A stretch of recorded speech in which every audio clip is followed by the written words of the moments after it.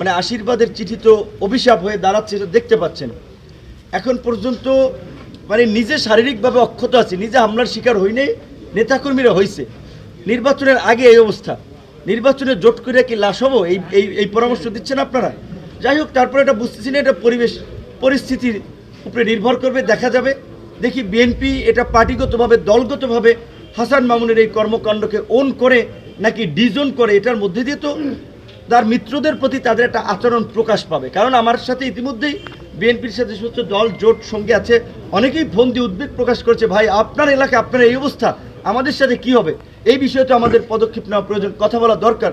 তো আমি পরিষ্কারভাবেই বলেছি যে নির্বাচন তো এখনো আসে নাই, আর ভাই দল জোট মিত্রতার কোনো কথা নেই। এখন যারা রাজনীতির মাঠে আছে, ফিল্ডে আছে, সবাই তো এক পক্ষের লোক, এমটি আওয়ামী লীগ লোক, সবাই মিলেই তো হাসিনার পতন ঘটিয়েছে। তাহলে এখন কেন নিজেরা এইভাবে মারামারি, হানাহানি, সন্ত্রাস, সহিংসতা করে এলাকার পরিস্থিতি উত্তপ্ত করবে? আওয়ামী লীগের আমলেও বোধহয় 16 বছরে এইভাবে 140 যারা জারি হয় নাই, হাসান মামুন এইটা করলো, এই উদাহরণ এখানে তৈরি করলো।